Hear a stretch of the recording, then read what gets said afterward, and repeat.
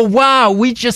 Hey, everybody. We have the incredible Nita Strauss in the house. Hurricane Nita, what's happening? What's up? This is my first Twitch stream. Thank you. Thanks for having me on. What have you been up to recently in this pandemic? What you been doing to keep yourself not crazy? I don't know about not crazy. It's definitely been a challenge, I think, for myself and for every other musician on the planet. You know, we're all used to having this sort of steady thing that we do. And I think 2020 was the year of the pivot for everybody, kind of figure out what you can do and, you know, you can do digitally to stay close to people. So the most important thing that I've been doing is working on my second solo album. My first one was way too long ago. So the follow-up to Control Chaos will definitely be out later in 2021, which is really exciting. I've been documenting all that on my Patreon page. So it's been really cool getting to sort of share these previews as we go along at patreon.com/hurricanenita. I released my online guitar course, which is the best URL ever. I think it's the best web address. You'll be impressed by this because you're a computer guy. The website is iwanttoPlayGuitar.com. Anytime someone Googles, I want to play guitar, it shows them me and my course. Cool. And then the last thing I've been doing is running fitness challenges with Nita Strauss Body Shred, which is basically a fitness challenge that's basically aimed at getting our community, the rock and metal community, a little bit healthier.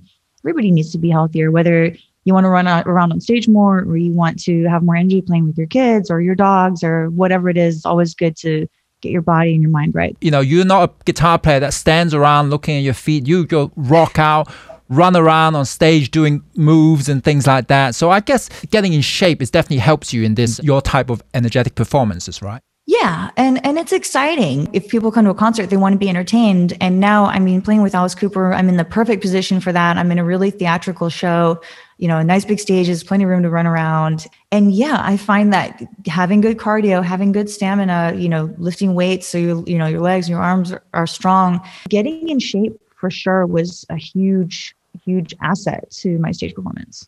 I guess something like a Alice Cooper show is such a huge show. Do they ever tell you need to do that? They never really say what to do. They'll more say something they don't like. So like I'm a natural performer. I will always go out and deliver. In my first rehearsal with Alice, one of the first things he said to me, when you go out and do that solo, you're Alice Cooper. You know, go out there and take the audience's attention. And he said, if they're not paying attention, you grab them by the throat and you make them pay attention. I was like, okay, so I have room to go. I went ahead and did it and they loved it. We got already some awesome donations that came in. So we are at $58,000 right now in total before we sold any guitars yet. And I remember I popped into your stream yesterday with Rusty for a little bit and you guys were at 52, right? So yeah, that's right. Yeah, that's right. We're rocking it today, guys. Yeah.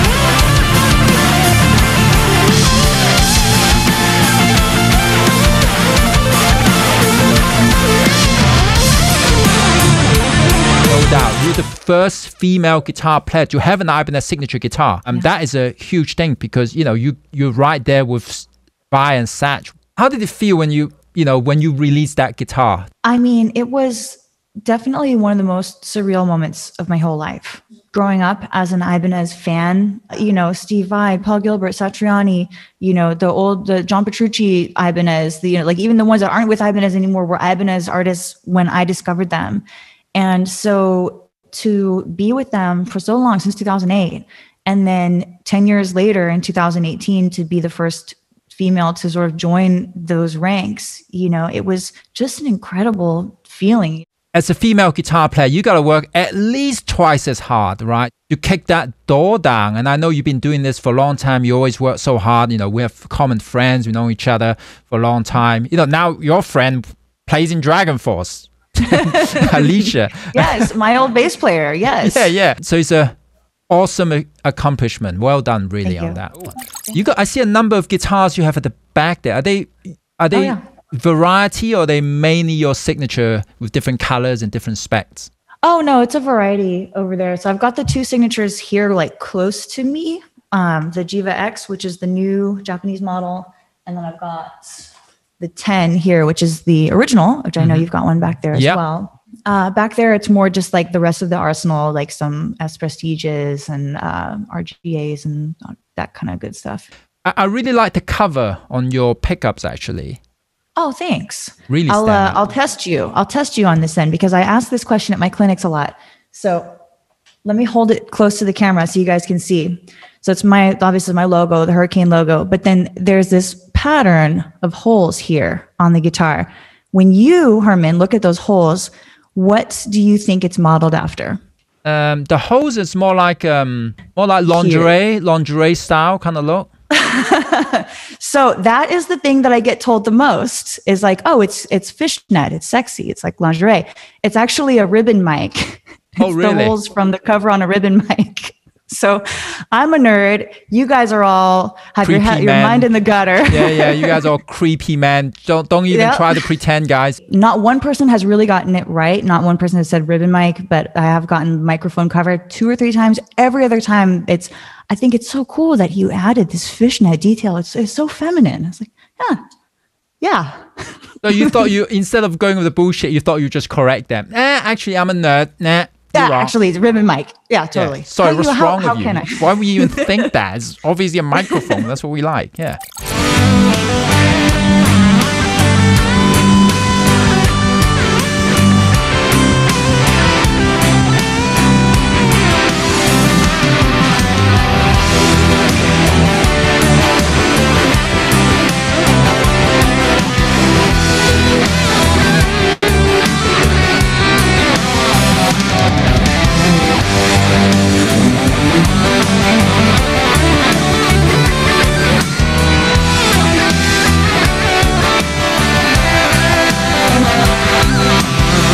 That was awesome, though. It sounded great. That kind of song, is what I always say in my clinics for people to improvise over.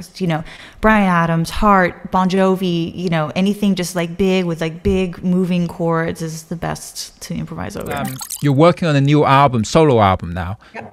What are you looking at to release this, or is the pandemic kind of put a blur to everything when you can release anything? Because I know labels don't like to release stuff now. I was hoping to release this much longer ago than now, but it's been so hard to be creative right now during this pandemic. And as touring musicians, we're used to having a lot of stimulus going on. You're in a different city, eating different food, getting the energy from crowds and stuff, and having that all sort of like pulled out from under you. I would be lying to you guys if I said that it didn't affect me, and I got down just like everybody else.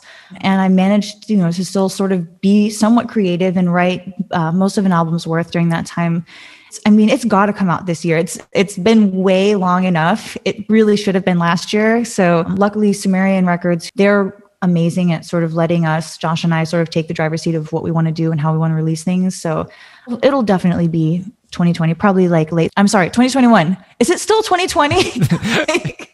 So the summer, fall 2021. I feel like 2020 is just the year that's going to last for like the next 5 years. Yeah, the year just disappeared. I just sat on the computer and played the guitar and did live streaming. That's Cradle of Filth style black metal karaoke next door from a child screaming. Ah! Speaking of kids stuff, I just saw that Alice released this lullaby, these I guess partnered up with some lullaby versions of Alice Cooper songs.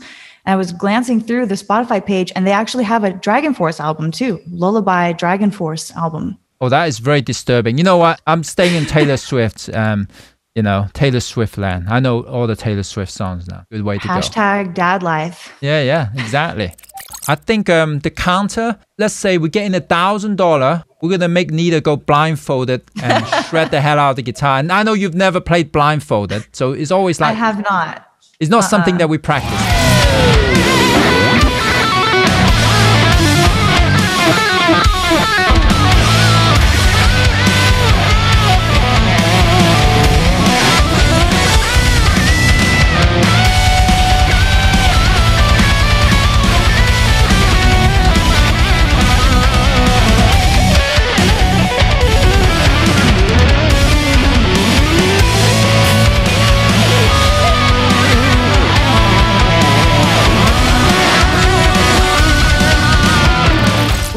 count is getting up there. Hey, you guys, remember all proceeds, these donations go to Jason Becker direct. So you don't have to worry about feeling bad about giving money, because it's not for us, it's for great cause. I wanted to contribute something as well to the Reverb store. I know that a lot of people are doing cool stuff. Well, I would say we should donate that Jiva behind you, but you said it's not staying in tune, so maybe we shouldn't give it to anybody. Hey, if you want to do it, I will put some springs at the back or whatever you want. If that's up to you, you know. We'll make it happen. We'll make something work. Got more stuff for this store. This is like the biggest guitar store ever, right?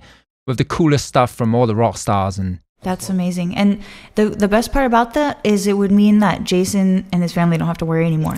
You got to throw me that Jason Becker story. I'm a noob. I have no idea how to do live streams. I have a cool Jason story, and I got excited when I was hearing Rusty talk about Jason, because I thought, oh, I have a cool story about Jason too. And I actually posted the video earlier this morning of going up to Jason's house. So when Josh, my boyfriend, and I started dating, I had never seen the sort of classic 80s comedy movies. Like I had never seen like National Lampoon or like anything like that. Like I was like watching all these comedy movies. He goes, let me show you something. So I showed him Crossroads, and then I showed him Jason Becker's Not Dead Yet, the documentary. And hopefully you guys in the chat have all seen this documentary.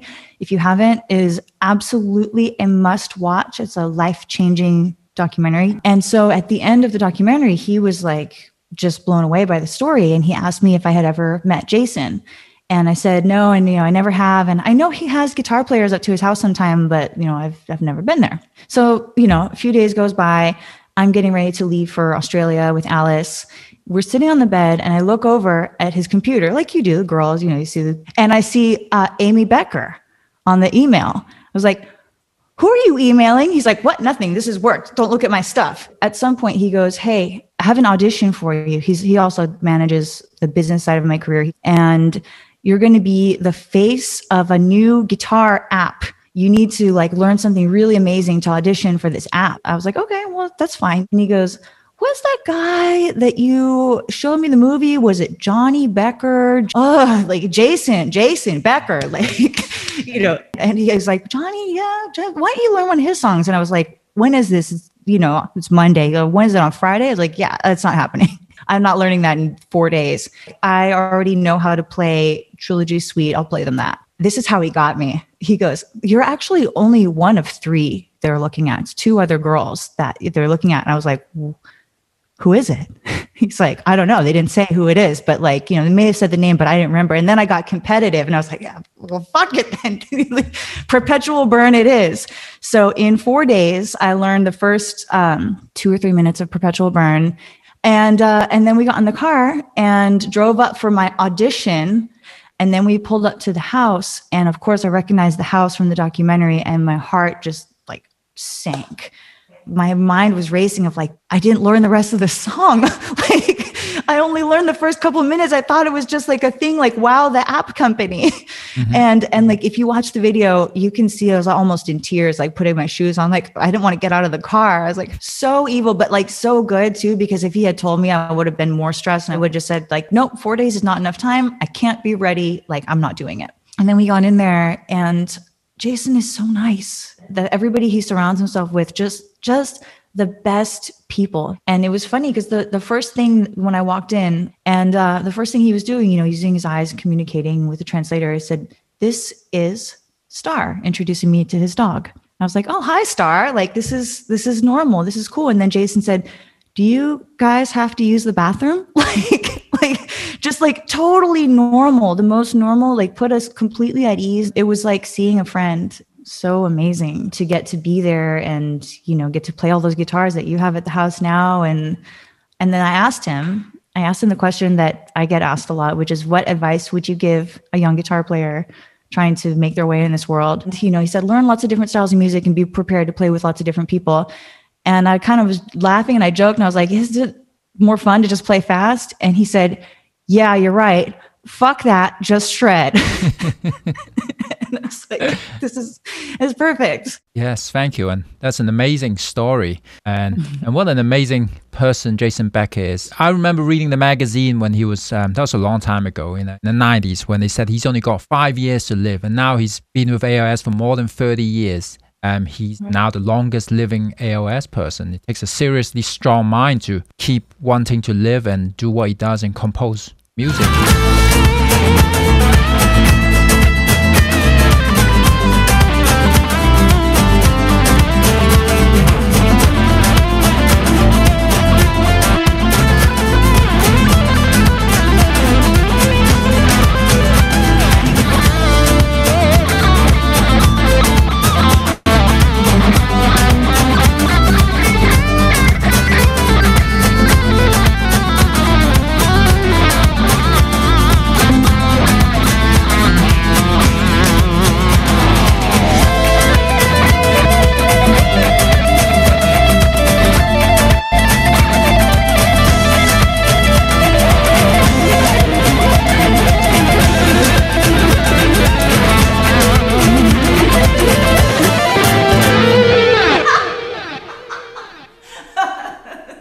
We did it. First time playing flamenco. Wow, you killed it. I mean, come on. I should have picked something harder. So yeah, I would never probably have tried it. So thank you guys for spamming flamenco in the chat and letting me see it. Yeah, thank you everybody for making every guitar players that come here life more difficult. I love the people in chat here, but they're pretty evil. They force Bumblefoot to play blindfolded on a fretless guitar. This is the level that these people are ready to go for. You know, they're crazy. It's time for me to put that paper bag on because we have totally blown over that number now. Woohoo! Yeah! Thank you. That's amazing. I'm so happy, guys. Thank you for this. Thank you for letting us have a little bit of fun here, and thank you for pushing and challenging me and for being so generous. Coming in.